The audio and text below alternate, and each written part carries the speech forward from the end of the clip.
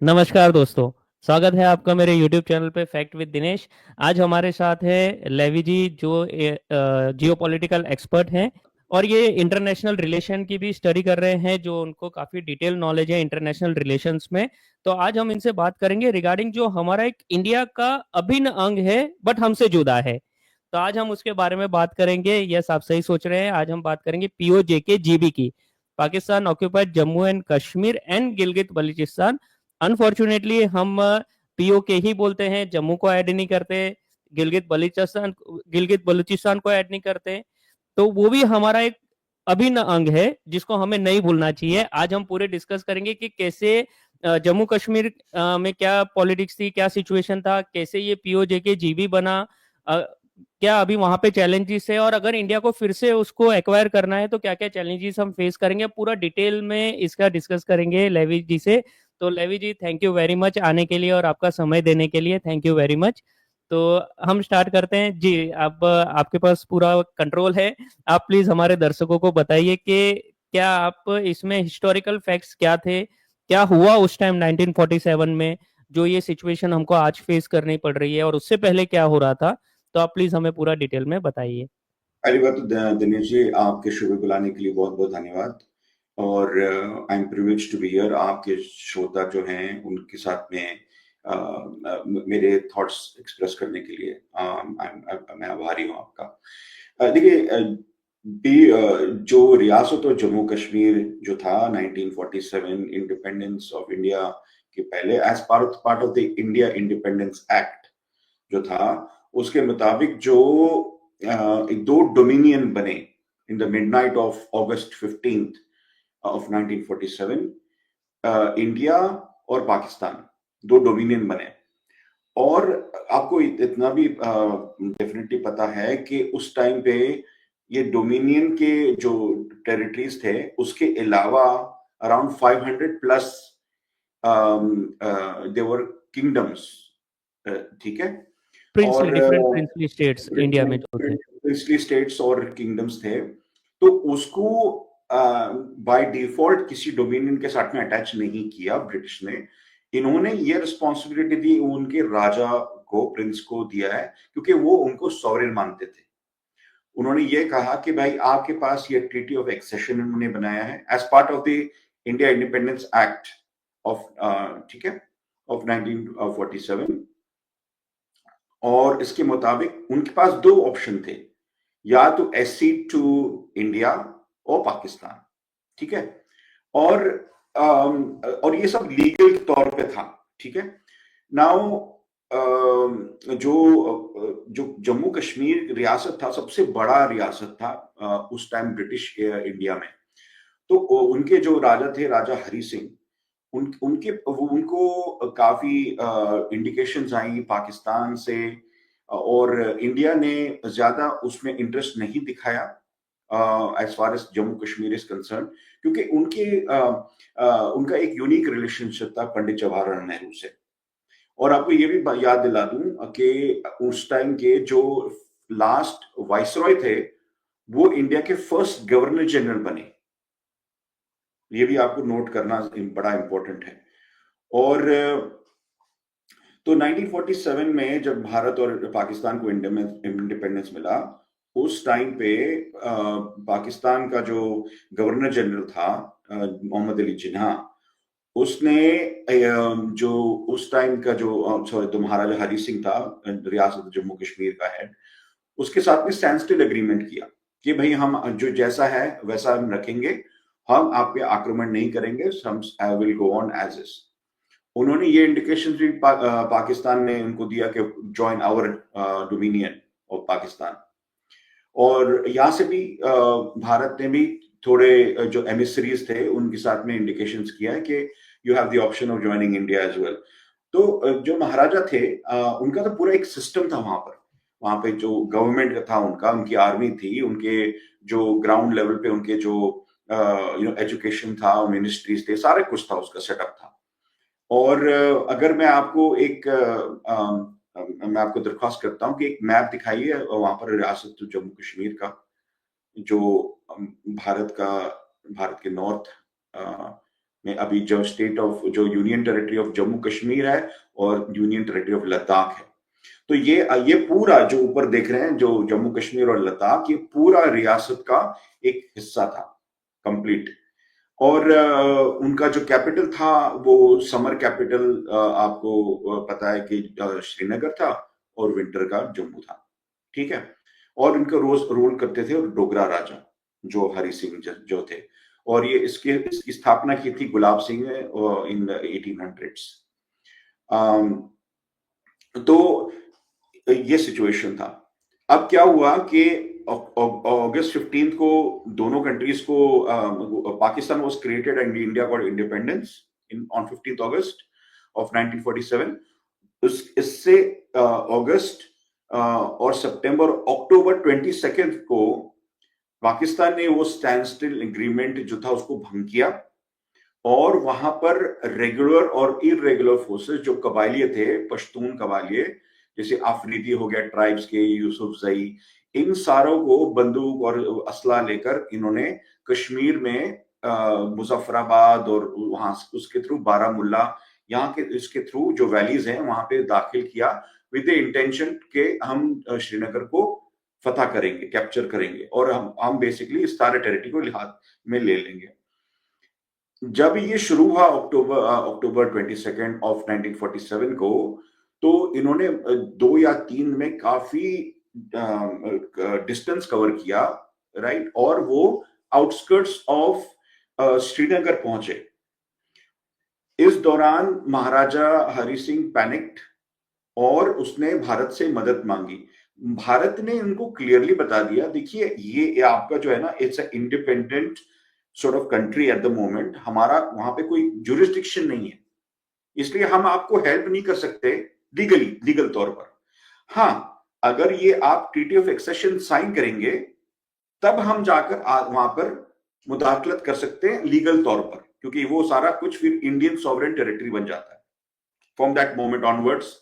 जब आप साइन करोगे और उस पे हम जो काउंटर साइन करेंगे, जो हमारे जो गवर्नर जनरल ऑफ इंडिया है लॉर्ड माउंटबेटन, वो साइन करेंगे तब हो जाएगा, ठीक है। तो जब ये आउटस्कट तक आ गए थे, आई थिंक 25th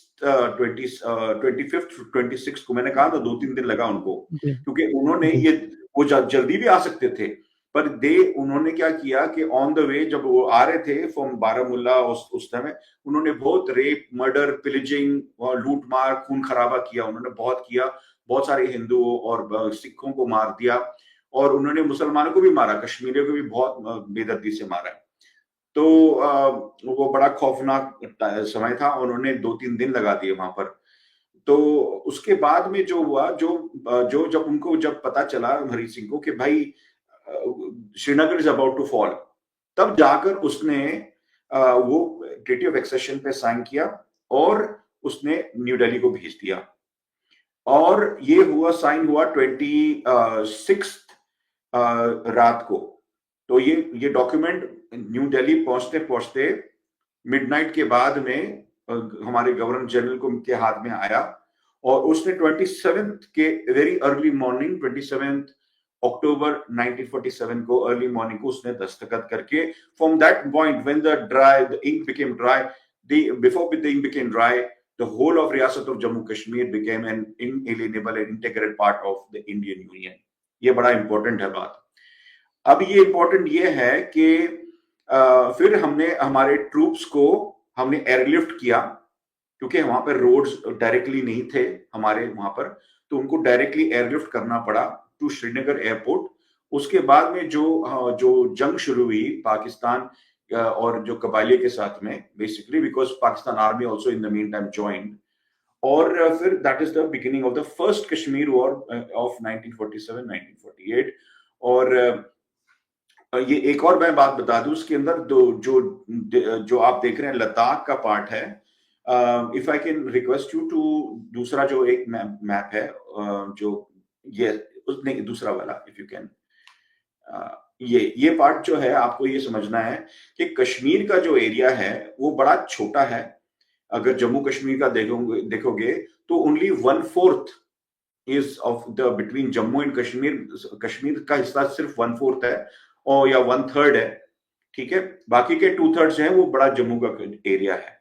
और most of the area in currently under Pakistan illegally occupied Jammu Kashmir में जो बोलते हैं, उसमें से जो एरिया है उसका 80 85 90% जो है वो जम्मू का एरिया है, और सिर्फ 10% जो है वो कश्मीर का एरिया आता है। तो हमने 90% ऑफ जम्मू हमने सॉरी कश्मीर हमने लिबरेट कर दिया 1947 के बाद में कंप्लीटली फिर भी हम वहां पर। पीओके बोलते हैं। ये गलती से बोलते हैं ना ये। अब आप देखो कि ये पूरे जो रियासत से उसका जो 10वां हिस्सा जो है वो कश्मीर है, हम उसको पाकिस्तान ऑक्यूपाइड कश्मीर बोलते हैं, और ये हमारे भारत के अगेंस्ट जाता है। और सैडली कि हमारे भारतवासी ज्यादा इंटरेस्टेड भी नहीं है इसको दुरुस्त करने के लिए, करेक्ट करने के लिए। मैं आपको उस बाद में बताऊंगा इसका जो जो इल इफेक्ट्स हैं, जो जो हमारे दुश्मन एडवांटेज उठाते हैं, मैं उसको उसका भी बताऊंगा कि क्यों हमें पीओजे के जीबी बोलना चाहिए, वो पूरे एरिया को दर्शाता है, ठीक है। तो ये अच्छा, ये डेट हो गया आपको हो गया 27 अक्टूबर 1947, ठीक है। इस डेट पे it became integral part of India. ये अभी अगर आप देखोगे गिलगिट बल्तिस्तान, अगेन काफी ना लोग गलती से उसको बलूचिस्तान बोलते हैं। बलूचिस्तान नहीं है, बल्तिस्तान है। नहीं नहीं, मैं जनरली कहता हूँ, काफी लोग ऐसे हो हाँ, गए हैं नहीं, वो बोलते मेरे से भी हैं। निकल गया था वो। अच्छा, मैंने सेम नोटिस नहीं किया। और ये बल्तिस्तान है, और बल्तिस्तान जो रीजन है ये पूरे जो देख रहे हैं आप, गिलगिट जो एरिया है उस जो वेस्ट पे आता है, और बल्तिस्तान आता है वो ईस्ट पार्ट, और ये जो जो पाकिस्तान ऑक्यूपाइड है। और तो आप ये देखेंगे। और उसके बाद में कश्मीर हमने डिस्कस किया, जम्मू हमने डिस्कस किया, और बाकी जो इंडिया के कंट्रोल में जो लद्दाख का पार्ट है वो यहाँ पे दिखाया है मैप पे, लद्दाख। वैसे गिलगित बल्तिस्तान वो लद्दाख का ही हिस्सा है, under the union territory of जो लद्दाख। ये सारा एरिया लद्दाख के अंदर आता है। और लद्दाख के अंदर ऑल्सो आता है शक्सकम वैली। ये है 5140 स्क्वायर किलोमीटर का एरिया है, जो पाकिस्तान ने चाइना को गिफ्ट किया as part of their so called border agreement of 1963 March 2nd, which was signed by the then foreign minister of Pakistan Zulfikar Ali Bhutto. इनको फ्री में दे दिया। अच्छा, दूसरा जो है सियाचिन ग्लेशियर का एरिया है। It's a triangular area. North पे जो है शाक्सकम वैली है, ईस्ट पे है जो गांछे प्रोविंस ऑफ गिलगित बल्तिस्तान, और वेस्ट पे है हमारा नुब्रा एरिया, जो नुब्रा का जो एरिया है वो पड़ता है। और उसके इमीडिएटली ईस्ट पे ईस्टर्न लद्दाख का जो एरिया है, जो चाइनीज ने 1962 वॉर में उन्होंने ऑक्यूपाई करके बैठे हैं।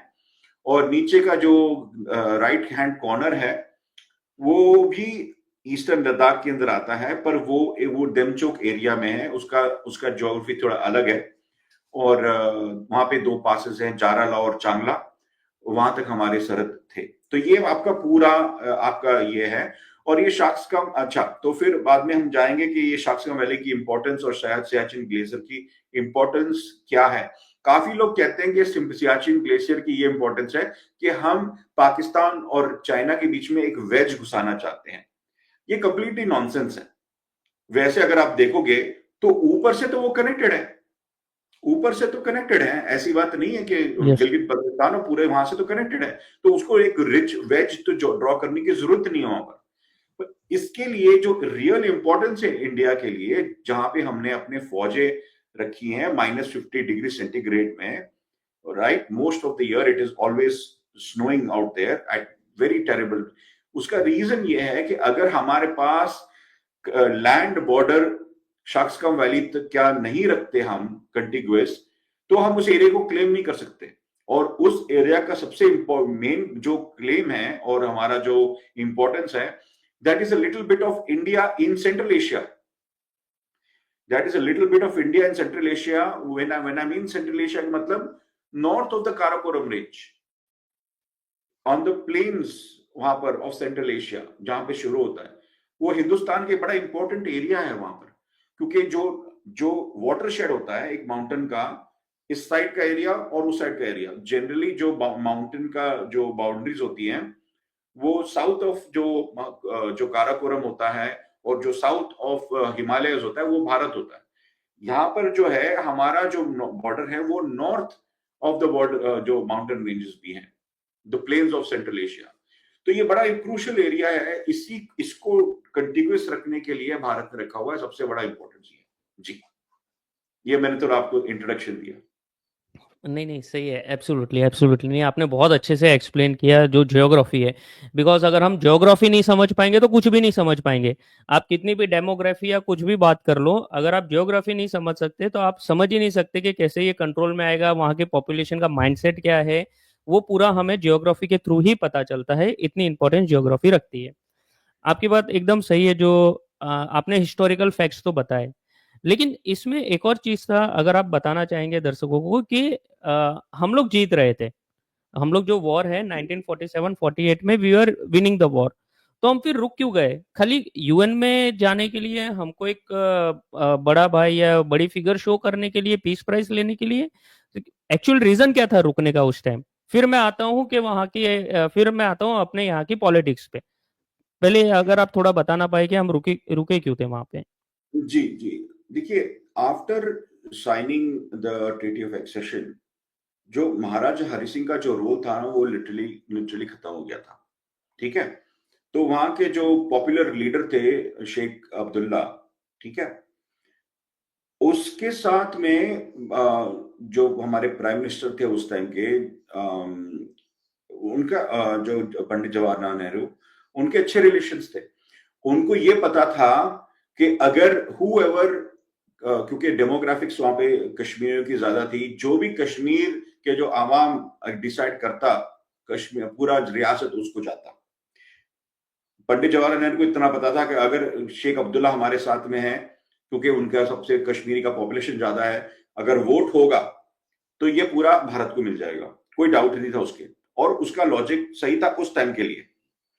पर इन्होंने, तो फिर शेख अब्दुल्ला को इतना भी पता था जो लोकल डायनामिक्स था, कि जो अभी जो POJK है, पाकिस्तान इलीगली ऑक्यूपाइड जम्मू और कश्मीर जो का जो एरिया है, वो उसको ये पता था कि वो उनके साथ, शेख अब्दुल्ला के साथ में नहीं था।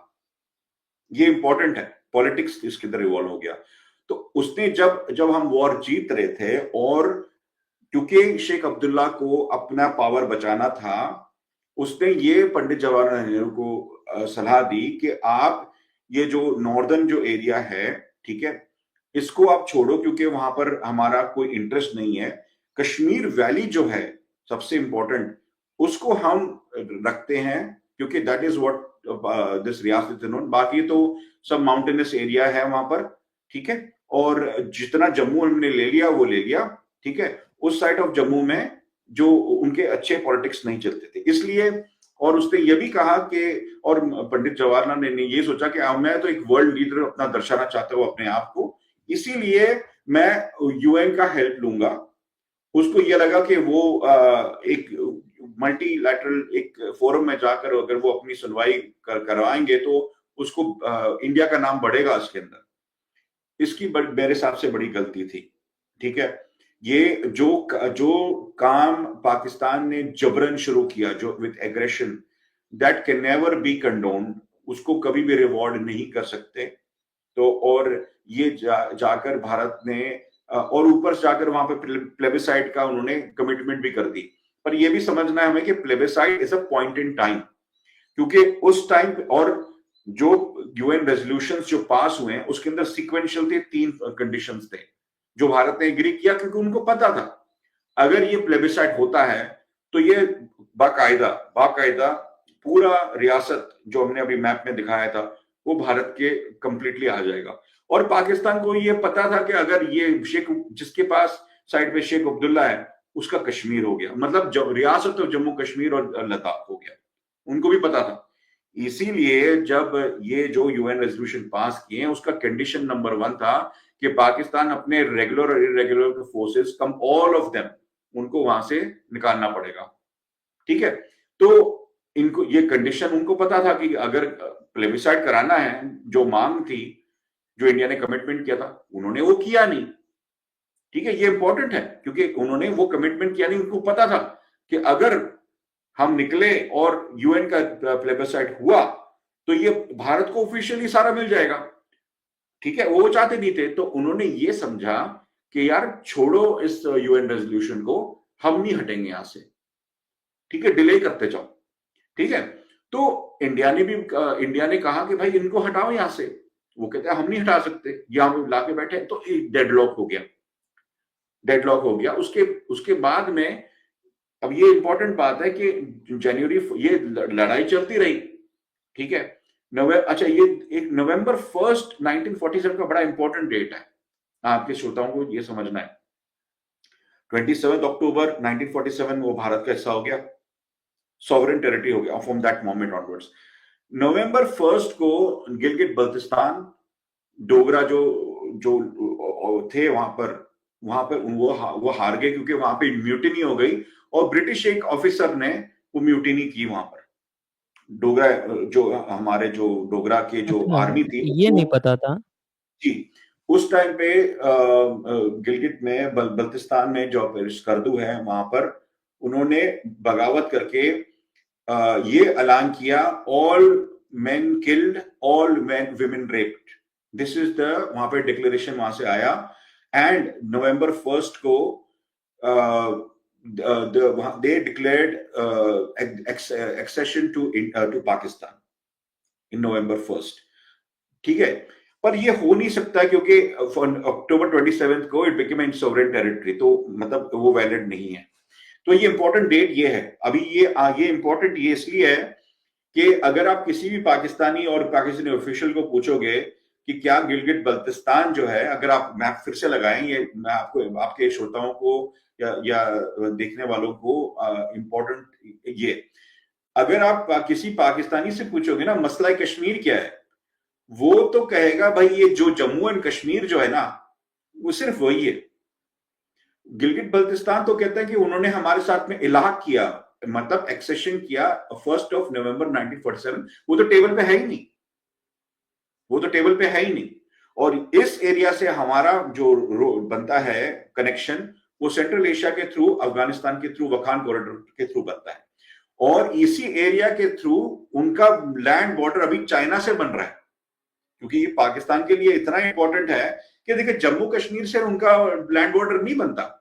अगर जम्मू कश्मीर जो है, अगर ये इसका जो फैसला अगर इंडिया ले भी लेगा, पर उनके लिए चाइना के साथ में लैंड बॉर्डर होना बहुत इंपॉर्टेंट है उनके लिए। आपका इसीलिए सिपेक इधर से ही आता है ना, गिलगित बिल्कुल बल्चिस्तान। बल्तिस्तान से आता है, और ऊपर से जो खुंजरा पास है, 3 पास है ना, मिंटा का पास, खुंजरा पास और किलिक पास, और फिर यहाँ पर जो इंडिया साइड पे यहाँ पर है वो एक काराकोरम पास। तो ये 4 पासेस है वहां पर। उसमें जो खुंजरा पास है, ये शाखसगांव वैली के 100 किलोमीटर वेस्ट पे अगर आप देखोगे ना टिप वहां पर, तो वहां पे खुंजरा पास है। वहां के थ्रू जो सी पैक आता है, वो कश्मीर, जम्मू या पाकिस्तान ऑक्यूपाइड जम्मू कश्मीर में दाखिल ही नहीं होता। तो पाकिस्तान को फर्क नहीं पड़ता, उनको फर्क पड़ता है गिलगित बल्तिस्तान से। इसलिए अगर आप किसी पाकिस्तानी से पूछोगे ना कि गिलगित बल्तिस्तान हमें दे दो, तो वो आपको माँ बहन की गाली देगा, because they know the importance of this one, and Indians have failed to understand the importance of this one. तो ये होल टॉपिक ऑफ डिस्कशन यही था कि Shaksgam valley, which is a little bit of India in the Central Asia, और गिलगित बल्तिस्तान जो है, अगर आप अभी एक और जो मैंने मैप भेजा था आपको, जो डिस्ट्रिक्ट्स है, ये सारे भारतीयों को पता होना चाहिए कि आपके डिस्ट्रिक्ट्स क्या हैं। तो अगर आप यहाँ से राइट टू लेफ्ट जाएंगे, तो ये गांछे जो है, गांछे डिस्ट्रिक्ट, इसको लग के सियाचिन ग्लेशियर आता है, ठीक है। तो गांछे डिस्ट्रिक्ट में सियाचिन ग्लेशियर आता है। और आपके ऊपर हो गया शिगर। शिगर जो एरिया है, शिगर और हुंजा, ये आपका आता है जो काराकोरम माउंटेन्स है ना, ये दो, और गांचे एरिया में, तीनों से नॉर्दर्न साइड से पूरा Karakoram mountain all the way to Ghizer, वहां से होता है काराकोरम माउंटेन्स, ठीक है। शिगर हो गया, हुंजा हो गया, ठीक है। वहां पे अलियाबाद है, फिर देर आर खारमांग। खारमांग एरिया जो है, यहाँ पर आपको जो बॉर्डर हमारा लगता है वो कारगिल का एरिया वहां पे आएगा। स्कर्दू जो एरिया, वो भी जो हमारा जो लद्दाख का जो एरिया है वहां पर आता है। फिर अस्तोर, फिर दियामर। दियामर में सबसे वो जो डेंजरस माउंटेन टू क्लाइम है, नंगा पर्वत, जो one of the top 5 mountains हैं वर्ल्ड का, वो वहां पर है। और वो कहते हैं वहां से ये जो हिमालय जो है ना पर्वत, हिमालय जो पर्वत का जो शुरुआत होती है वो माउंट नंगा पर्वत से होती है, वो दियामर में होता है। तो उस रेंज शुरुआत वहां से होती है, जो हिमालयस ऊपर है उसके हिमजा, मैंने कहा कि वहां से शुरुआत होता है, वहां पर है काराकोरम माउंटेन्स। तो आपको वो माउंटेन रेंजेस की इंपॉर्टेंस है। और गीजर से आपको आपको आपका बॉर्डर लगता है जो पाकिस्तान का जो चित्राल एरिया है, और स्कर्द जो वखान कॉरिडोर से जो वो लगता है हमारा बॉर्डर वहां पे। तो ये सब एरिया, और बीच में आपका गिलगिट और नगर है। तो ये लगाकर आपका सारा डिस्ट्रिक्ट्स हो गए गिलगिट बल्तिस्तान के, which are very very important, and every Indian should know these names on the back of the hand. क्योंकि अगर किसी पाकिस्तानियों को पूछोगे ना कश्मीर के जो नाम, वो आपको बता देगा, पर शायद ही कोई इंडियन होगा, बहुत कम तादाद में होंगे जिनको इस क्या हमारे कंट्री के खुद के एरियाज के बारे में पता होगा। जी एब्सोल्युटली एब्सोल्युटली नहीं, ये एक तो एक सैड पार्ट है कि हमें पता नहीं है, और ये सैड और हो जाता है कि हम जीबी को अपना एरिया नहीं मानते, हम जस्ट पीओके या पीओजे के बोल देते हैं। तो guys please you have to understand कि कितनी चीजें इंपॉर्टेंस है और कितनी चीजें हम एक नैरेटिव सेट हुआ है उसके बेसिस पे हम चलते जा रहे हैं और रियलिटी नहीं देख रहे हैं। बिकॉज अगर हमको देखना हो तो पूरी रियलिटी देखनी है। अगर हम रियलिटी नहीं देखेंगे तो फिर कोई फायदा नहीं है पीओजे के आने के बाद भी अगर जीबी हमारे पास में नहीं आता। ठीक है, तो ये आपको समझने की जरूरत है। तो नेक्स्ट टाइम जब भी आपके पास आपका पाकिस्तान के साथ काउंटर हो तो ये जरूर बताइएगा। सो उनके साथ भी फन करिएगा और ये इंफॉर्मेशन आपके पास होनी जरूरी है। जी। तो अब इसमें मैं ये देखता हूँ सर कि ये तो हमने ज्योग्राफी और डिटेल में देख लिया कि एक्चुअली में हुआ क्या था वहां पे और क्यों ये रुका गया था। बट अगर मैं देखता हूँ आज के टाइम में जो पॉलिटिक्स वहां पे चल रही है पीओजे के जीबी में, अभी देखेंगे कि जहां पे ये न्यूज आती है कि जो जीबी का स्पेसिफिकली मैं बात करता हूँ कि गिलगित में तो ऑलरेडी शिया पॉपुलेशन थी जो पहले से थी, लेकिन ये जो बाल्टिस्तान है उसमें इन्होंने पाकिस्तानियों ने सुन्नी को भी लाके रख दिया, और पॉपुलेशन जो देखेंगे वो 49 और 51% ऐसा कुछ अराउंड आ गया है जो डेमोग्राफी है। तो उसमें भी ये लोग हार्डकोर हो गए हैं जो इनका, और पीओजे को भी मैं इंक्लूड करता हूँ जीबी के साथ कि इनकी जो पॉपुलेशन है वो बहुत हार्डकोर पॉपुलेशन है। लेकिन ये लोगों का अभी प्रोटेस्ट भी चल रहा है।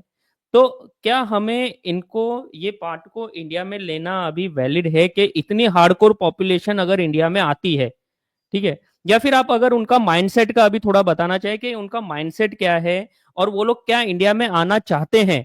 और अभी जो रिसेंटली हमने देखे हैं प्रोटेस्ट हो रहे हैं रेगुलरली, तो वो किस बेसिस पे हो रहे हैं और वो क्या चाहते हैं वहां के लोग, और उनकी मेंटेलिटी क्या है। मेन तो अभी ये है कि उनकी मेंटेलिटी क्या है, फिर हम डिस्कस करेंगे कि हम लेना चाहते हैं उनको कि नहीं लेना चाहते, बट उनकी मेंटेलिटी क्या है सर अभी, आप अगर वो बता पाए। जी जी, बिल्कुल बिल्कुल। मैं आपको इस तरह से बताना चाहता हूं कि देखिए, आपने करेक्टली कहा। देखिए, हमें हमारे गिरबान में झांक के देखना पड़ेगा कि हमारी भी गलतियां हुई हैं। क्या मैं अगर आपको पूछूं या आपके श्रोताओं को पूछूं कि जैसे कि आर्टिकल 370 को एब्रोगेशन के बाद में पूरे दुनिया में हो हल्ला हो गया था। ठीक है, पाकिस्तान ने काफी फोरम्स पे उठाया, काफी उसको नाम उछाला। ठीक है, क्या क्या हमने, जब जो आर्टिकल 370 का पाकिस्तान में इक्विवेलेंस था, जो स्टेट सब्जेक्ट रूल कहते थे, जब वो एब्रोगेट हुआ, क्या किसी को पता भी है कि कब एब्रोगेट हुआ? क्या किसी को पता है कि उसके बाद में क्या क्या चीजें हुई वहां पर? देखिए, जब आप कंसर्न ही नहीं होगे अपने खुद के देश के का लैंड के बारे में, तो फिर आपका कोई हक नहीं बनता उस वहां पर। ये मैं बहुत कटु शब्द ये है, पर ये बोलना जरूरी है। एक झंझोड़ना, हमारे देशवासियों को अपने नींद से झंझोड़ना जरूरी है। ये हमारे देश का हिस्सा है, बड़ा खूबसूरत हिस्सा है। और हमें ये समझना है कि जो स्टेट सब्जेक्ट रूल था पाकिस्तान ऑक्यूपाइड जम्मू कश्मीर गिलगित बल्तिस्तान में, वो 1974 में एब्रोगेट हुआ, भुट्टो के दौर पे। उसके बाद में वहां पर पाकिस्तानी पंजाबी और पश्तून को बेशुमार नंबर्स में सेटल किया गया। वहां की डेमोग्राफिक्स को चेंज कर दिया गया। ये काम हुआ है वहां पर, आप जैसे कह रहे हैं वो बिल्कुल दुरुस्त है, बिल्कुल सही है। और इसके वजह से ये प्रॉब्लम आई है कि वहां के जो जो ओरिजिनल जो लोग हैं, बाशिंदे जो हैं, गिलगिती हैं और बल्तिस्तानी जो हैं, अब वो माइनॉरिटी हो गए हैं।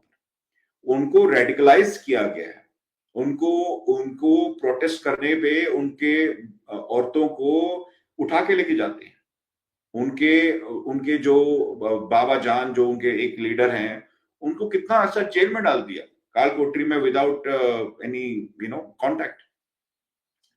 कितने बेशुमार वहां पे लीडर हैं जो प्रोटेस्ट कर रहे हैं कि उनके उनके जो प्रॉपर्टीज हैं, उनके जो लैंड है, चाइनीज आके वहां पे माइनिंग कर रहे हैं और सारा सामान वो लेकर जा रहे हैं थ्रू द काराकोरम पास, ठीक, सॉरी, थ्रू द खुंजराब पास, जो सीपेक जो है, CPEC China Pakistan economic corridor. वहां पे कोई सवाल नहीं पूछ सकता पाकिस्तान आर्मी को, ठीक है।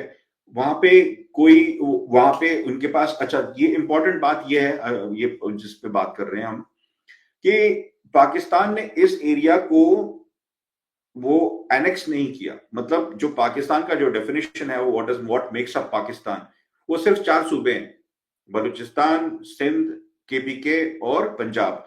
ये जो है इनकी एक सैटेलाइट है, जैसे उनकी कॉलोनी बोलते हैं ना, कॉलोनाइजर्स, दे आर कॉलोनाइजर्स। वहां पे जाके कुछ भी कर सकते हैं, उनके रिसोर्सेज, जैसे ब्रिटिश ने, इंडिया इज अ कॉलोनी, यहाँ पे रिसोर्सेज लेकर लोगों को एक्सप्लॉइट करके, कोई लीगल वैल्यू तो था नहीं उनका। We are not part of, you are never part of the Great Britain, right? We are just a colony. तो we were used and thrown away. Same way Pakistan is using POJKGB and will, but it is an integral part of India. ये बहुत जरूरी है।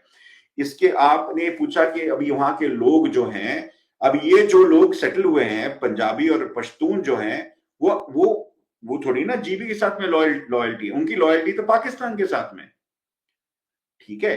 इसीलिए coming back to the main मुद्दे के बाद में, ये हम टेरिटरी भारत को लेना है और जरूर लेना है, और ये लेंगे हम अपने टाइम पे और हमारे वही समय पे। और जब भारत के जो सिविलियन गवर्नमेंट है और जो हमारी ने जब इंस्ट्रक्ट किया हमारे आर्म्ड फोर्सेस को, देखिए हमारे armed forces all the time ready है, उनकी तैयारी, हमें उनका काम ही है ना, उनका काम ही ये है कि हमारे देश की दिफा करना, हमारा देश की डिफेंस करना। तो ये हमारे वॉर प्लान्स होते रहते हैं, ये अपना काम कर रहे हैं। अगर जिस दिन प्राइम मिनिस्टर का कॉल आया कि भाई हमें ये पॉलिटिकल अचीव करना है थ्रू मिलिट्री मींस, क्योंकि हमने पाकिस्तान को बहुत बार कहा है कि उस एरिया को वेकेट करो, अगर डिप्लोमेटिक वे से नहीं सॉल्व होता है तो फिर हमें आर्म्ड वे से करना पड़ेगा। और वो एट द मोमेंट अगर आप मुझसे पूछें तो राइट टाइम नहीं है। हमारा एक विजन है 2047 का, जो विकसित भारत का जो है, जहां पर अभी अमृत काल में है, हमें प्रोग्रेस करना है। और जिस तरह से टेम्पलेट जो पाकिस्तान ने किया है, इसके बेसिस पे भारत ने, जैसे बांग्लादेश में किया, अपने लोगों को मारना, जेनोसाइड करना, ये उनकी आदत है। पंजाबी आर्मी जो है पाकिस्तान की, इनकी आदत है। इन्होंने वही चीज अब बलूचिस्तान में कर रहे हैं, यही चीज वो पाकिस्तान इलीगली ऑक्यूपाइड जम्मू कश्मीर में, अगर आपने रिसेंटली देखा वहां पे जो क्लैशेस हुई हैं, राइट, जम्मू कश्मीर, पाकिस्तान ऑक्यूपाइड जम्मू कश्मीर में, और यही क्लैशेस वहां पे आवाज उठ रही है गिलगित बल्तिस्तान में कि कारगिल स्कर्दू खोल दो, टूटे रिश्ते जोड़ दो, ये सब नारे निकल रहे हैं वहां पर। तो इसका फाइनल सोल्यूशन जो होता है ना, वो मैं इस तरह देखता हूं कि अभी नहीं तो फ्यूचर में, जब भी टाइम इज राइट, जो पॉलिटिकल लीडरशिप जब चाहेगी तब ये एक्शन होगा, इस एरिया को लिबरेट किया जाएगा। और जितने भी लोग जो इम्प्लांट किए गए हैं पाकिस्तान से, उन्हें अनफिनिश्ड बिजनेस ऑफ पार्टीशन जो 1947 का हुआ, उन्हें अपने घर वापस जाना पड़ेगा पाकिस्तान को, इस एरिया को पूरी तरह खाली करना पड़ेगा। और जो मूल निवासी है वहां के लोग, जो बहुत कम पॉपुलेशन है, मैं तो कहता हूं कि उत्तर प्रदेश का एक छोटा से छोटा इलाका जो होगा ना, उसमें उसकी भी पॉपुलेशन जो होगी ना, ये सारा पूरे गिलगित बल्तिस्तान से ज्यादा होगी। आप ये समझ लो बात कि कितनी कम पॉपुलेशन। भारत तो दुनिया का सबसे पॉपुलस कंट्री है, तो मैनेज कर सकता है। मैनेजमेंट की तो प्रॉब्लम तो है ही नहीं, है ना। और ये बड़ा इंपॉर्टेंट एरिया है। जैसे कि मैं एक मिसाल देता हूं आपको कि जो कंट्रीज की जो सॉवरेनिटी होती है ना, ये बहुत इंपॉर्टेंट बात है कि कंट्रीज की जो सॉवरेनिटी होती है ना, वो कभी भी रिलिंक्विश नहीं करते, जो छोड़ते नहीं है। अजरबैजान और आपने आर्मीनिया का 2020 में वॉर देखा, उन्होंने 1994 में भी फाइट किया था जब अजरबैजान हारा था नगोर्नो कराबाख, ठीक है। और उन्होंने नहीं छोड़ा, उन्होंने कहा कि ये हमारी टेरिटरी है। जब उनको मौका मिला, जब उनकी टेक्नोलॉजी बढ़ी, उनके ऑयल इंपोर्ट से उन्होंने अच्छा खासा मिलिट्री बनाई, उन्होंने उस एरिया को वापस ले लिया। आज के तारीख में पीस ट्रीटी साइन हुई है। पाकिस्तान ने एक पहली एक इन द पास्ट भी सरेंडर किया हुआ था, और मेरे ख्याल से अगर फ्यूचर में आए तो उसके आसार भी दिखते हैं मुझे कि पाकिस्तान एक और बार सरेंडर करेगा। और उसके बाद में फिर जो पाकिस्तान का जो बचा कुचा पार्ट है, उसके साथ में हम भारत डिप्लोमेटिकली डील करेगा। जी, आप म्यूट एब्सोल्युटली कर। जो आपने कहा, हाँ नहीं आपने जो कहा वो सही है। बट अभी इसमें एक और चीज देखते हैं। अभी मैं थोड़ा सा मिलिट्री पर्सपेक्टिव आता हूँ, फिर बाद में हम एक और चीज पे जाएंगे, बिकॉज ये अब डिस्कशन हो ही गया है। सिर्फ वहाँ की पॉपुलेशन तो आई डोंट थिंक सो इतनी वो काम है रेडिकलाइज्ड इसमें इस तरीके से है। जो अभी प्रोटेस्ट हुए थे वहां पे, तो वहां के लीडर ने बोला था कि हम जम्मू कश्मीर को जुड़ना चाहते हैं, जम्मू कश्मीर को एक करना चाहते हैं। उन्होंने भारत से जुड़ने को नहीं बोला, क्योंकि हमारे यहाँ पे भी काफी खुश हो रहे थे लोग कि पीओजेके में वहाँ प्रोटेस्ट हो रहे हैं, पीओजेके जीबी में, तो अब इंडिया से मिल रहा है, ये हो रहा है। बट वो जो कमेंट दे रहा था कि हमको जम्मू कश्मीर चाहिए, और सेकंड थिंग बोल रहा था, जब उनपे आर्मी वालों ने, आर्मी पाकिस्तानी आर्मी अत्याचार तो करती है, तो उसमें जब अत्याचार हो रहे थे तो बोला था कि मुस्लिम होके आप मुस्लिम पे अत्याचार कर रहे हो। बोले मुस्लिम पे अत्याचार तो हिंदू करता है, हिंदू हिंदू करे तो समझ में आता है, वो तो काफिर है, लेकिन आप मुस्लिम होके मुस्लिम पे करते हो। तो ये उनका माइंडसेट है। अब ऐसे माइंडसेट वालों को आप इंडिया में लाओगे तो फिर तो कोई लॉजिक बनता नहीं है, और ऊपर से हम फंस और जाएंगे। तो इस पे मेरी अजय रैना सर से बात हो रही थी, तो उन्होंने कहा कि भाई इसमें हमको 10 ईयर्स का एक पूरा उनको एक सेपरेट रखना पड़ेगा अंडर इंडियन कंट्रोल। बट उनको पूरा एजुकेट करना पड़ेगा, उनको डिटेंशन कैंप टाइप बट उनके एरिया में ही रख के, और उनको डी रेडिकलाइज करना पड़ेगा। तो ही हम उनको एक्सेप्ट कर सकते हैं, या फिर उनको खाली करना पड़ेगा, अदरवाइज हम उनको ऐसे ही नहीं ले सकते। तो तो मेरा मेरा मेरा तो मानना है कि ये जो पहला जो पार्ट है ना, वो वर्केबल नहीं है। मैं आपको बताता हूँ क्यों। क्योंकि देखिए, हमें ये नहीं भूलना है कि कुछ हार्ड डिसीजंस होते हैं ना, कंट्री को लेने पड़ते हैं। खुद के भारत को अगर होता है सेल्फ प्रिजर्व करना है, जो भारत हमने इतने इंडिपेंडेंस के बाद में जितना मेहनत करके, हमने मेहनत मुशक्कत करके जहां तक हम पहुंचे हैं, ठीक है, इसको हमें नष्ट नहीं करना है रेडिकल लोगों को लेकर। देखिए, आपको पता है कि कितने सारे हिंदू और कितने सारे जो सिख जो भाई हैं, भाई बहन जो है, 47 में अपने सारा घर बार छोड़कर सरहद के इस पार आ गए। उन्होंने सैक्रिफाइस नहीं किया। तो आप क्यों बोल रहे हैं कि भाई उनको लेना पड़ेगा? नहीं, उनके लिए एक मुल्क बनाया गया 1947 में। उन्होंने मांग की थी कि जो सब कॉन्टिनेंट का जो मुसलमान है, उसके लिए एक मुल्क बनाया जाए। वो वहां के लोग हैं, वो उसको वहां पे घर जाना पड़ेगा वापस। ये बात, ये जो है ना, करेक्ट। इससे मैं वो जो साहब थे, मैं जी जी जी उनको जी। प्रणाम भी करता हूँ और थैंक भी करता हूँ भारत के को सर्व करने के लिए। और पर मैं इस बात से एग्रीमेंट नहीं हूं कि हमें लेना पड़ेगा उनको। They have to go back home. उनके लिए एक मुल्क बनाया गया, उसका नाम है Pakistan. They have to all नहीं गो नहीं, बैक उन्होंने भी होम। ऑप्शंस दिया था, देखिए, वही उन्होंने देखिए, भी ऑप्शंस देखिए ही दिए दिनेश थे भाई, जी। मैं आपको सिंपल बताता हूँ। अगर 1947 में अगर प्लेबिसाइड होता, तो ये तो भारत को मिलता। तो उनको सारा कुछ निकलना पड़ता एज पर यूएन रेजोल्यूशंस। अभी तो उन्होंने डेमोग्राफिक्स चेंज कर दी, तो आप तो वहां पे तो प्लेबिसाइड होने से रहा, है ना। उन्होंने गेम का जो रूल्स है ना, उसको बदल दिया। तो अभी उनके पास कोई ऑप्शन नहीं बचता बट टू विकेट। उनके पास एक ही ऑप्शन है। मैं कह रहा हूं कि वो पहला ऑप्शन ऑप्शन ही नहीं है। भारत की खुद को के सिक्योरिटी के लिए वो ऑप्शन इंप्लीमेंटेबल नहीं है। और दूसरी बात जो है कि उनका एक घर है जहां से वो आए थे, स्टेट सब्जेक्ट रूल को एब्रोगेट करने के बाद में 1974 में उनको वापस जो बंटवारा जैसे हमने सैक्रिफाइसेस किए हैं उनको भी सो कॉल्ड सैक्रिफाइस करना पड़ेगा, क्योंकि उनका जो बेसिस है दाखिल होने का भारत के टेरिटरी में, उसको तो वो तो कभी लेजिटिमेट मान ही सही नहीं है। सकते। हाँ, तो हम इलीगल उसको, ऑक्यूपेशन है। तो मैं यही कह रहा हूं कि जब हम इस बात को हम्म। एंटरटेन करते हैं, हम इसको ये करते हैं कि भाई वो लेजिटिमेट लोग हैं, वो लेजिटिमेट लोग नहीं है, इनको वापस वापस पाकिस्तान अपने घर जाना पड़ेगा। जो वहां के मूल निवासी हैं, गिलगिती है और बल्तीज है, जैसे कि मैं आपको उसका एक मिसाल देता हूं, उसके बाद में I will give it back to you. कि देखिए जब 1974 में हमने भोगदांग, तुर्तुक, थांग और इस एरिया जो बल्तिस्तान का एरिया हमने लिबरेट किया था, वहां के लोग अगर जाओगे तो ये प्रो इंडियन है, they love India, they are happy in India. ये हैं बल्ती लोग, ये तो ओरिजिनल लोग हैं वहां के। हमें वहां के जैसे वहां पे जो जो नहीं लिबरेट कर पाए, जो उस टाइप जो थांग जो लास्ट विलेज है बल्तिस्तान का इंडिया में, फ्रानो करके है, वो हम नहीं लिबरेट कर पाए। उन जैसे लोग जो हैं वहां के मूल निवासी जो हैं उनको हम ले सकते हैं, पर वहां पे जो जो सुन्नी और जो इम्प्लांट है ना, हम नहीं एक्सेप्ट कर सकते, उनको वहां पे पाकिस्तान जाना पड़ेगा। जी। नहीं, उनका भी यही था। नहीं, सही है, आपकी बात बिल्कुल सही है, we can not take them, correct.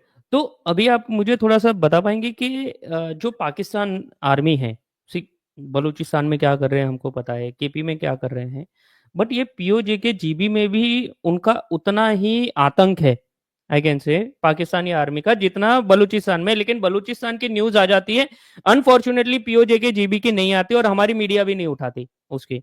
I don't know why वो लोग नहीं बात करते हैं, बट करनी चाहिए थी, और ये लोग नहीं कर रहे हैं।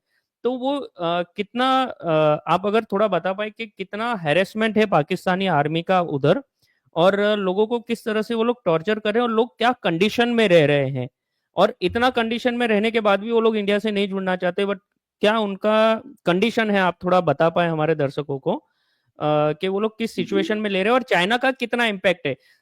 इसमें एक चीज और ऐड कर दीजिएगा कि पीओजे के जीबी में पाकिस्तान तो एक एंटिटी है, लेकिन जब से सीपैक बना है तब से चाइना का भी इन्वॉल्वमेंट हो गया है पूरा। और ऐसा भी कहा जा रहा है कि अगर हम ये वॉर लड़ते हैं तो इसमें चाइना के अगेंस्ट भी हमको लड़ना पड़ेगा, खाली पाकिस्तान नहीं रहेगा, ये अब ट्राई वॉर हो गया है, एक ड्यूअल नहीं रहा। तो उसमें पाकिस्तान का भी क्या रोल है, और क्या इम्पैक्ट करता है पाकिस्तान का इन्वॉल्वमेंट पीओजे के जीबी में हमारे अगेंस्ट। जी बहुत अच्छा क्वेश्चन पूछा आपने। देखिए पाकिस्तान जैसे मैंने कहा उसको एक एक कॉलोनी की तरह ट्रीट, सारा कंट्रोल, सारा उनके फाइनेंसेस, सारा उनके जो बजट्स, वो जो एलोकेट होते हैं वो इस्लामाबाद से होते हैं। तो मतलब जो उन्होंने एक नेम सेक वहां पे जो वो अपने आप के एंटिटी को आजाद, सो कॉल्ड आजाद जम्मू कश्मीर बुलाते हैं, उनका एक प्राइम मिनिस्टर है और प्रेसिडेंट है। ये खाली टाइटलर है, कोई इनके पास पावर नहीं है। इनको क्या किया है वहां के लोगों, जो अशराफिया जो है, जो उनका जो लीडरशिप है, उनको ये पैसे फेंक कर, थोड़ा सा उनको फैसिलिटीज देकर इनको खरीद लिया। आपको पता है कि वहां का जो सोकल पार्लियामेंट है, उसके अंदर वो कहते हैं कि हम आजाद है, आजाद। आपको पता है कि जब वो इलेक्शंस के लिए खड़ा होता है कोई भी कैंडिडेट, तो उनको एक कमिटमेंट देना पड़ता है, लिखना पड़ता है कि I commit to the accession of the state of Jammu and Kashmir to Pakistan. ये कमिटमेंट लेने के बाद में वो लड़ सकते हैं इलेक्शंस वहां पर। समझ गए बात को? इस तरह का कंट्रोल है। दूसरा, अगर आपको पता है कि आज के जमाने में हम भारत में इंटरनेट और दुनिया में actually internet suppose to be fundamental right, सारा कुछ ट्रांजेक्शन, सारा कम्युनिकेशन, सारा इंटरनेट से होता है। तो इस एक तरह से वो फंडामेंटल राइट हो गया। पाकिस्तान ऑक्यूपाइड जम्मू कश्मीर में और गिलगित बल्तिस्तान में ये जो फंडामेंटल राइट्स को उन्होंने स्क्वॉश कर दिया। अगर आपको इंटरनेट एक्सेस चाहिए तो वहां पे पाकिस्तान जो प्रॉपर में जो उनके जो सर्विस जो होता है, टेलीकॉम सर्विसेज, वो नहीं चलते। वहां पे पाकिस्तान आर्मी ये सर्विस प्रोवाइड करती है। और ये सर्विस के थ्रू सारे लोगों पे कंट्रोल मॉनिटर करती है, ठीक है। तो इससे ज्यादा सब्जुगेशन कोई लोगों का नहीं हो सकता, ठीक है। और उस कंपनी का नाम, जो आर्मी की कंपनी है, जो टेलीकॉम कंपनी, उसका नाम है एस्कॉम। तो जब आप इस तरह का कंट्रोल रखते हो, सारे फाइनेंसिस रखते हो, आपने उनको कॉन्स्टिट्यूशनल राइट्स नहीं दिया है, तो आप, वहां के लोग तो कुछ कह नहीं सकते, क्योंकि पाकिस्तान आर्मी का है। अगर आप कुछ उनका, जो पाकिस्तान स्टेट के अगर खिलाफ कुछ बोलोगे, तो आपका आपका हशर आपको पता है क्या होगा। एक एक जो जो कंट्री जो है, जो स्टेट स्पॉन्सर्स ऑफ टेरर है, आप उसको ही धमकी देते हो, आपको पता है क्या होगा। जो जो स्टेट स्पॉन्सर ऑफ टेरर है, जिसका जो करता धरता आईएसआई है, आप उसके सामने क्या अपनी दलीलें रखोगे? इससे ज्यादा क्या कह सकते हैं जी। जी। एग्जैक्टली एग्जैक्टली जो आपने कहा एकदम सही है, बट इसमें जो चाइना का रोल है, जी आप वो चाइना का रोल बता पाएंगे? जी जी जी, चाइना, देखिए मैंने कहा ना, जैसे सीपेक जो बना है, ये होता है इन्फ्लुएंस बढ़ाने का, ठीक है। मैं आपको एक इंटरेस्टिंग बात बताता हूं कि जब 1963 का जो वो शख्सकाम वैली का जो उनका जो दे गिफ्ट किया ना पाकिस्तान ने, तो वो ट्रीटी में, वो इंटरनेट पे अवेलेबल है, कोई सर्च करेगा तो देखेगा, उसके जो कंडीशंस है ना, जो एग्रीमेंट्स के अंदर, एक पॉइंट मैंने नोट किया, बड़ा इंटरेस्टिंग था, कि अगर भारत उस एरिया पे पे लड़ता है, या वहां पे ऑक्यूपाई करता है, या वापस ले लेता है, लिबरेट करता है, उसका डिफेंस चाइना नहीं करेगा, वो पाकिस्तान करेगा। तो ये बड़ा इंपॉर्टेंट है कि चाइना ने ये बोला कि हम उस एरिया जो हमें फ्री मिला है, हम हाँ हाँ हाँ। हमारे, we will not shed our blood. ये पाकिस्तान ने दिया है, वो पाकिस्तान लड़ेगा हमारे लिए। ये बहुत कहलाता है कि, इसीलिए, पर देखिए चाइना ने कभी भी 71 वॉर में, 65 वॉर में और कारगिल वॉर में कभी भी अपना हाथ गंदा नहीं किया है, और ना ही करेगा। इनफैक्ट मुशर्रफ का जो रिकॉर्डिंग था, वो जनरल कामरान जो था, उसकी रिकॉर्डिंग उसने, चाइना ने की थी, वो होटल रूम में कहीं पे था, यूएस को। ये, आप, मैं बता रहा हूं कि आप जितना स्ट्रांग समझ रहे हो चाइना और पाकिस्तान का ग्राउंड लेवल पे, उतना स्ट्रांग नहीं है फंडामेंटली, ठीक है। तो ये समझना है कि पाकिस्तान को डायरेक्टली हेल्प नहीं किया। यस, आर्म्स, असला, उसको टेस्ट आउट करना वो करेगा, क्योंकि उसके इंटरेस्ट है, उसमें कोई डाउट नहीं है। JF-17 उन्होंने जॉइंटली किया। अगर आप उसका डिजाइन देखेंगे ना JF-17 का, तो आप उसपे एक चीज सिमिलर करेंगे, वो हु बहू F-16 के जैसा है। कि जब चाइनीज इंजीनियर आए, जब चाइना में, पाकिस्तान में, इन्होंने डुप्लीकेट करके उन्होंने JF-17 बनाया, रिवर्स इंजीनियरिंग करके चाइनीज ने, ठीक है। तो ये सब काम उनमें सांठगांठ रहती है, ठीक है। तो अल्टीमेटली पाकिस्तान, जो चाइना का रोल जो है गिलगित बल्तिस्तान में, is to exploit that area, वो एरिया को एक्सप्लॉइट करना। वहां के जो खजाने जो हैं, वो, पाकिस्तान के पास पैसे तो है नहीं, तो जितने भी ये सब इमदाद देते हैं, फाइटर जेट्स खरीदते हैं, अब वो जो 6 जनरेशन की बात कर रहे हैं, वो उनको चाइना ने एग्री किया, वो पैसे कहां से आएंगे? ये सब पैसे लगते हैं ना इसके लिए। वे, यही होता है कि यहाँ पर आओ, यहाँ पे एक्सपर्ट करके वापस लेके जाओ थ्रू सीपैक। रोड तो बन चुका है, ठीक है। तो चाइना का रोल ये है, जस्ट टू थिंक, कि मेरे सूत्रों से पता चला है कि जो, ये इंपॉर्टेंट है, ये ज्यादा बाहर नहीं है source, I can not reveal the source, but जो बॉर्डर पे जो फायरिंग होती है, जो भारत के साथ में पाकिस्तान के, वहां पे चाइनीज आर्मी के बंदे पाकिस्तान के साथ में ऑपरेट करते हैं टू गेट फील्ड एक्सपीरियंस। और आपको ये भी पता होगा कि काफी जो मात्रा में जो आर्म्स और एमिनेशन जो मिलते हैं, वो चाइनीज ओरिजिन के होते हैं। तो चाइनीज हो बिल्कुल, रहा है एग्जैक्टली। हाँ, चाइनीज के पास वो तरह की साठगांठ है पाकिस्तान के साथ में, कि फील्ड एक्सपीरियंस होता है, क्योंकि पाकिस्तान को फाइटिंग एक्सपीरियंस है, चाइना को कभी फाइट नहीं किया वॉर। तो उनको एक्सपीरियंस देने के लिए वो वहां पर बॉर्डर पे आ जाते हैं। तो मेरा तो यही पॉइंट है कि अगर दूसरी बात जस्ट लास्ट पार्ट में कंक्लूड करूंगा इसको कि जितना स्ट्रांग हम समझते हैं ना चाइना और पाकिस्तान को, इतना स्ट्रांग नहीं अगर होता तो चाइना पाकिस्तान को कि जो उन्नति जो इकोनॉमिक होता है उसको उस पर इन्वेस्ट करता, उसको इंश्योर करता, जितना प्रॉस्पेरिटी चाइना में है वो उसके एलाय पाकिस्तान को आता, पर ऐसा कुछ नहीं किया। इनफैक्ट पाकिस्तानियों को वहां पे जाने की वीजा भी लेना पड़ता है, इनको वीजा फ्री एक्सेस नहीं है उनका, वाइल चाइनीज को वीजा फ्री एक्सेस है पाकिस्तान के अंदर। तो ये डिस्पैरिटी है, काफी लोग इसको समझते नहीं है, देखते नहीं है कि इतना श्योर शॉट नहीं है।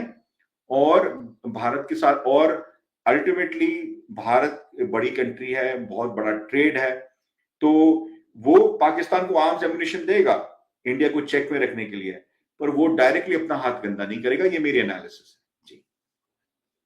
करेक्ट है, लग भी रहा है ऐसा, क्योंकि हमारे पास पास्ट हिस्ट्री, और जैसे यूएस यूज करता है वैसे ही चाइना यूज करेगा। लाइक 71 65 में यूएस ने वेपन्स दिए थे, खुद नहीं आया था वो फिर एक अलग स्टोरी है, बट नहीं आया था वो, खाली वेपन सप्लाई करता है जैसे सबके साथ करता है।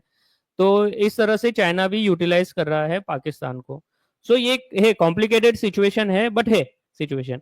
तो एक लास्ट क्वेश्चन आता है कि अगर हमारे यहाँ पे इंडिया ने बोल दिया कि हमको पीओके लेना है, PoJK GB, sorry PoJK GB लेना है, इंडियन गवर्नमेंट ने बोल दिया, तो क्या हम इतने, आज हमारी इतनी कैपेबिलिटी है कि हम ले सकते हैं? बिकॉज हमको हिमालयस पे लड़ना है, और हिमालय पे ऐसा सुना है, और बोलते भी है कि हमारे आर्मी वालों से जब बात होती है वो बोलते हैं कि हमको 1:9 का हमको मिलिट्री पावर चाहिए। और दूसरा इसमें एक भी चीज ऐड कर दीजिएगा कि ऑपरेशन सिंदूर के टाइम क्यों नहीं किया। ये तो आपने मुझे ऑलरेडी आपने हमें बता दिया था कि अभी करेक्ट टाइम नहीं है, बट अगर लेना हो, हमारी गवर्नमेंट बोल देती है कि लेना ही है, तो क्या इसमें चैलेंजेस आएंगे, और क्यों अभी नहीं कर रहे? अगर आप फिर से एक बार बताना चाहेंगे तो। जी बिल्कुल, ये मैं I will answer the question जो आपने पूछा, ऑपरेशन सिंदूर में क्यों नहीं किया। देखिए, जब कोई कंट्री इस तरह का ऑपरेशन लॉन्च करता है, वो एलिमेंट ऑफ सरप्राइज होता है, राइट? अगर इतनी बड़ी टेरिटरी को करना है तो एक एलिमेंट ऑफ सरप्राइज अटैक होगा। अगर हमारी खुद के टेरिटरी को लिबरेट करना है तो हम तो हमारे लॉज के अंदर दायरे में काम कर रहे हैं, ठीक है, तू गलत तो कर नहीं रहा है, तो वो होगा, एक सरप्राइज अटैक होगा। अगर आपने देखा, ये जो ऑपरेशन सिंदूर लॉन्च किया था, वो एक एक हाइनेस अटैक जो हमारे देशवासियों पे हुआ, भारत की धरती के ऊपर। पाकिस्तान ने मिलिट्रेंस आके नहीं किया, इसके नतीजन हमने किया। एक बड़ा लिमिटेड ऑपरेशन था, उसका स्कोप बड़ा लिमिटेड था, ठीक है। हमने पाकिस्तान को एक जवाब देना था, जो यूनाइटेड नेशंस हर कंट्री को राइट देता है, right to respond, to defend our sovereignty, ठीक है। तो भारत ने बड़ा फोकस तरीके से जवाब दिया, एक रिएक्शन हुआ। पर ये जो चीज होते हैं ना, पीओजे के जेबी को लेना वापस, this is an offensive, I think उसमें एक एलिमेंट ऑफ सरप्राइज होगा, क्योंकि जो टेरिटरी है वो 78,000 स्क्वायर किलोमीटर, बड़ी वास्ट टेरिटरी है, most of it is mountains. और अगर आपको उस एरिया को लेना है तो आपको जहाँ के जो वैलीज हैं, जो उसको आपको में इंसर्ट होके उस एरिया को डोमिनेट करना पड़ेगा, और वो इजी काम नहीं है, क्योंकि पहले तो टेरेन इतनी डिफिकल्ट है, और वहां पे एक्सेस जो होता है वो रोड्स के इतने अच्छे रोड्स नहीं है वहां पे, और वहां पे काफी माउंटेन्स हैं, तो इसलिए एक्सेसिबिलिटी भी का प्रॉब्लम है। इसीलिए अगर आप वहां पे जाओगे तो जो आपके जो मिलिट्री जो कह रहे थे वो बिल्कुल सही कह रहे थे, 9:1 रेशियो होगा, वो काफी हाई होगा। इसके लिए भारत को कुछ नई टेक्नोलॉजीज पे ध्यान देना पड़ेगा, जो ये इसको कंप्लीटली चेंज करे हमारे फेवर में, जहां पर हम बड़े फोर्सेस शॉर्टेस्ट टाइम में उस वहां पर जा सके और कंप्लीट डोमिनेशन करे बिफोर पाकिस्तान रियलाइजेस। मेरे हिसाब से इट पॉसिबल है, पर वो that is for another discussion which can not be had in public. But Bharat मैं होप कर रहा हूं कि इस पे काम जरूर करेगा, क्योंकि हमें हमारी territory, it is our duty. और एक और बात करूं कि हमारी ड्यूटी कैसे बनती है। 1994 में फरवरी में under the Congress government, Narasimha Rao government, एक रेजोल्यूशन पास हुआ था पार्लियामेंट में, unanimous resolution forwarded, put forth by the Congress government कि पाकिस्तान इलीगली ऑक्यूपाइड जम्मू कश्मीर, गिलगित बल्तिस्तान और ईस्टर्न लद्दाख, ठीक है, शक्सकाम वैली की इंक्लूडेड, ये भारत का सॉवरेन टेरिटरी है और हम उसको लिबरेट करेंगे। ये जब parliament which is the top body which is the representative of the people, Lok Sabha Rajya Sabha में जब आप यूनानिमस करते हो, एक कंट्री की वॉइस है, it's a determination of the country. जब एक कंट्री की डिटर्मिनेशन है उस पे तो आज नहीं तो कल उस पे एक्शन होगा और जरूर होगा, और मुझे पूरा कॉन्फिडेंस है इसके ऊपर। नहीं नहीं, बिल्कुल बिल्कुल, हमको भी है और हमारी आर्म फोर्सेस पे हमें पूरा विश्वास है कि जब ऑर्डर आएगा ले आएंगे, ले आएंगे। वही है वो हमारे, और हमने ऑपरेशन सिंदूर में भी देखा कि हमारी कैपेबिलिटीज कितनी है। तो ये एक अच्छी चीज है एंड इट्स गुड थिंग कि हमारी इतनी कैपेबिलिटी, और होगा, ये होगा और जल्दी होगा। बट होपफुली किस हिसाब से है वो हम देखते जाएंगे कि ये तो फ्यूचर में है। तो थैंक यू लेवी जी, आपने अपना समय दिया मुझे और पूरा डिटेल में हमारे दर्शकों को बताया कि क्या इसकी जियोग्राफी है, क्या माइंडसेट है लोगों का। और हमको लोगों को जानना जरूरी है। लोग अगर बोलेंगे कि आप जियोग्राफी से, हिस्ट्री से लोगों तक, लोगों के नेचर तक क्यों आ गए, अगर वो हमारा एरिया है, हम उसके बारे में नहीं जानते तो हमें जानना जरूरी है, तो ही हम चीज समझ पाएंगे। खाली हम टुकड़े में देखेंगे, आज तक हमने टुकड़ों में ही देखा है चीजों को, पीओके बोल दिया, पीओजे के बोल दिया, फिर हम जब ओवरऑल नहीं देखेंगे तो हमें पता ही नहीं चलेगा कुछ कि क्या हो रहा है एक्चुअली में। तो थैंक यू सर, आपने पूरा डिटेल में समझाया उसके लिए। And guys, one more thing कि हम कल सर के साथ हमारा एक और डिस्कशन है ऑन इजराइल गाजा कॉन्फ्लिक्ट के लिए, और हिस्ट्री ऑफ इजराइल के क्या है क्या नहीं, क्योंकि काफी लोगों को नहीं पता उसमें। तो वो भी आप जरूर देखिएगा शो जो हमारा कल होने वाला है। सो थैंक यू सर आने के लिए, आपका समय देने के लिए, थैंक यू वेरी मच। बहुत जय बहुत हिंद, जय शुक्रिया। भारत, और वंदे मातरम। जी जी, जी और मैं एक और बात ऐड कर देता हूँ कि मेरा जो ताल्लुक है वो इंडियन जूइश कम्युनिटी से है। तो मेरा एक यूनिक इंसाइट है क्योंकि मेरे फैमिली मेंबर्स भी इसराइल में हैं, और तो it's a very, for me it's also an emotional topic as well, क्योंकि family is involved, a country जो इसराइल है। तो उस पे हम कल डेफिनेटली कल बात करेंगे, और तो उससे I look forward to having that discussion with you, and I hope that आपके श्रोताओं को ये शो पसंद आया होगा। जो मैंने फैक्ट्स आपके सामने रखे हैं उनको ये शो पसंद आया होगा। तो जय Hind, thank you so much. जय हिंद, जय Bharat, thank you, thank you.